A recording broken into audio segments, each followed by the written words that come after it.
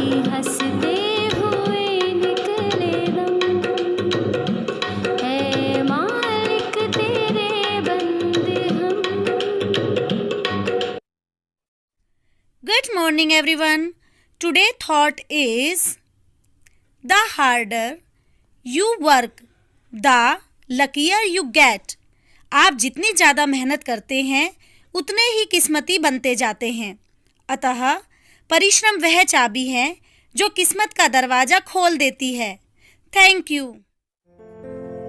हमारा आज का शब्द है एक्टिव। ACTIVE active. एक्टिव का अर्थ है सक्रिय। जैसे she is active in her work. वह अपने कार्य में सक्रिय है। धन्यवाद। सुप्रभात बच्चों, आज मैं लाई हूँ आपके लिए पहेली, तो ध्यान से सुनना। यह धनुष है सबको भाता, मगर लड़ने में काम ना आता। नहीं समझे? फिर से सुनो। यह धनुष है सबको भाता, मगर लड़ने में काम ना आता। सोचो सोचो, ध्यान से सोचो। अरे वाह, बिल्कुल सही सोचा आपने, इंद्रधनुष। धन्यवाद। नमस्कार, आइए डालते हैं एक नज़र 17 नवंबर के इतिहास पर। 17 नवंबर सन 1928 में आज के दिन लाठीचार्ज में घायल होने के बाद महान स्वतंत्रता सेनानी लाला लाजपत राय जी का निधन हुआ था। 17 नवंबर सन 1999 को यूनेस्को ने अंतर्राष्ट्रीय मातृभाषा दिवस को स्वीकृति दी।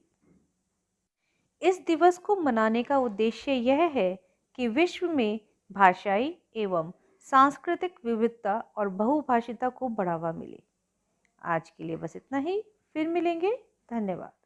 नमस्कार प्यारे बच्चों, आज के विशेष को लेकर मैं उपस्थित हूँ, यानी अर्चना पांडे। आज का विशेष वाकई में बहुत विशेष है, क्योंकि आज हम जानेंगे लाला लाजपत राय के बारे में। बच्चों, लाला लाजपत राय किसी भी परिचय के मोहताज नहीं है। आप इन्हें पंजाब केसरी के नाम से भी जानते हैं। लाला लाजपत राय का जन्म 28 जनवरी 1865 में हुआ था और इनकी मृत्यु 17 नवंबर 1928 में। भारत के ये एक प्रमुख स्वतंत्रता सेनानी भी थे। बच्चों, इन्होंने पंजाब नेशनल बैंक और लक्ष्मी बीमा कंपनी की स्थापना भी की थी। ये भारतीय राष्ट्रीय कांग्रेस के गरम दल के 3 प्रमुख नेताओं लाल बाल पाल में से एक थे। सन 1928 में इन्होंने साइमन कमीशन के विरुद्ध एक प्रदर्शन में हिस्सा लिया, जिसके दौरान एक हुई लाठी चार्ज में यह बुरी तरीके से घायल हो गए और 17 नवंबर 1928 को इनकी मृत्यु हो गई। बच्चों, आज आपने लाला लाजपत राय के बारे में जाना। आज के लिए बस इतना ही। धन्यवाद। सुप्रभात। आज की प्रश्नोत्तरी का पहला प्रश्न, भारत में सबसे लंबा समुद्र तट कहाँ है? मरीना बीच, चेन्नई, जो बंगाल की खाड़ी के कोरोमंडल तट के किनारे लगभग 12 किलोमीटर तक फैला है। अगला प्रश्न, भारत में सबसे लंबी तट रेखा वाला राज्य कौन सा है? गुजरात, जिसकी लंबाई 1214.7 किलोमीटर है। प्रश्नोत्तरी का अगला प्रश्न, भारत में सबसे छोटी तट रेखा वाला राज्य कौन सा है? गोवा, जिसकी कुल तटीय लंबाई 101 किलोमीटर है।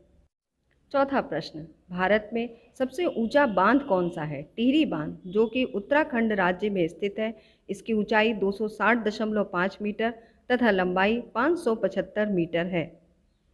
उत्तरी का आखिरी प्रश्न, भारत में सबसे लंबा बांध कौन सा है? हीराकुंड बांध, जो कि उड़ीसा राज्य के संबलपुर जिले में बना हुआ है, जिसकी लंबाई लगभग 26 किलोमीटर है। धन्यवाद। Morning students, today we are going to enjoy English poem. This poem is taken from class 2 English Rainbow book. Now let's start.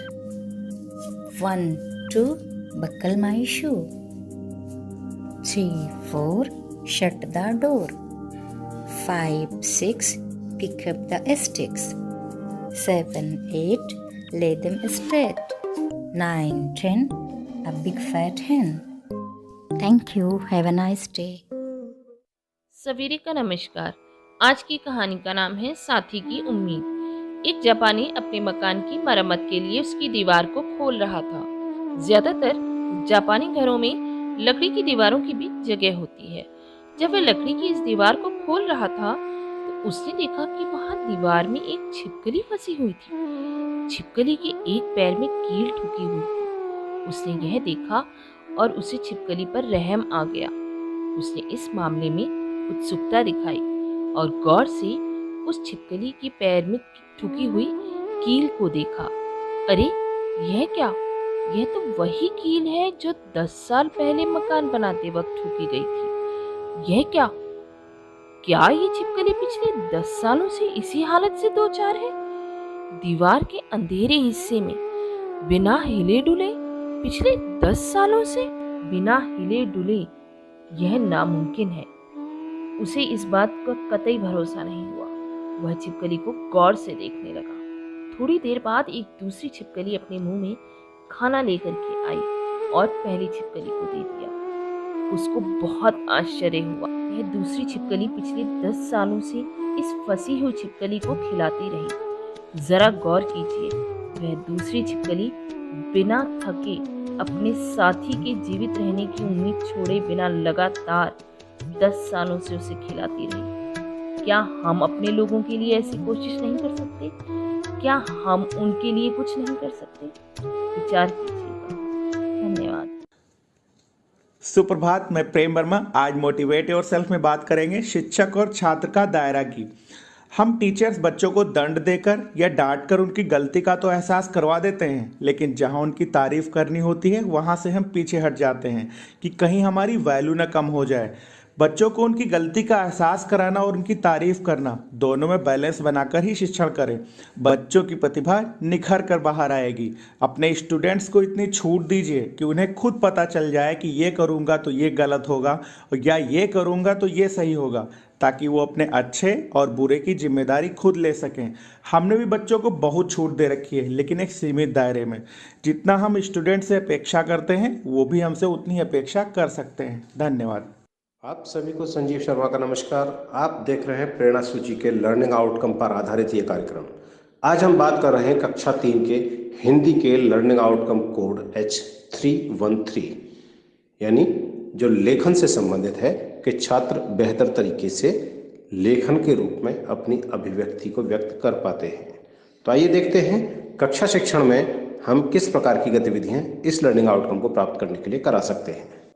चूँकि हमारा आज का लर्निंग आउटकम लेखन कार्य से जुड़ा हुआ है, तो सबसे पहले बहुत आवश्यक है कि शिक्षक जब भी किसी पाठ को पढ़ा रहे हों तो उससे पूर्व उसका एक सारांश या उसका एक आइडिया छात्रों के साथ साझा जरूर करें।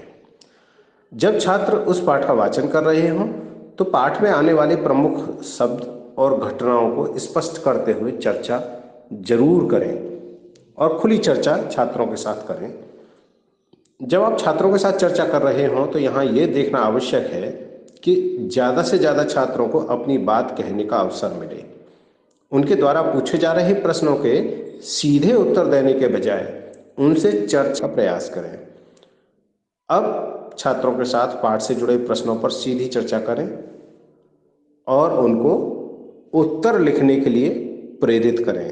ध्यान रहे, यहाँ छात्र जो उत्तर लिखेंगे आवश्यकता अनुसार आप उनमें संशोधन अवश्य करें। आप देखेंगे कि छात्र पूरी सहजता के साथ लेखन कार्य कर पा रहे हैं। कोई भी गतिविधि कराते समय छात्रों पर ध्यान देना बहुत आवश्यक है। तो इस प्रकार से आप इस लर्निंग आउटकम को प्राप्त करने के लिए ये गतिविधि अपने कक्षा शिक्षण के दौरान करा सकते हैं। सभी शिक्षकों से अनुरोध है कि बच्चों को रोचकतापूर्ण गतिविधियों से जोड़ें और उन्हें समुचित निर्देश प्रदान करें। जब छात्र अपनी बात कह रहे हों तो उनको ध्यान से सुनें और सही हाव भाव पहचानते हुए उनकी मदद करें। उनको लगना चाहिए कि आप उनको गंभीरता से सुन रहे हैं। गतिविधि को रोचक बनाने के लिए आपकी सक्रिय भागीदारी की बहुत ज़्यादा ज़रूरत है, पर याद रहे कि छात्र आपसे अधिक सक्रिय रहने चाहिए। तो कराते रहें गतिविधि और प्राप्त करें प्रेरणा लक्ष्यों को। हम बनाएंगे प्रेरक प्रदेश उत्तर प्रदेश। जय हिंद, जय शिक्षा।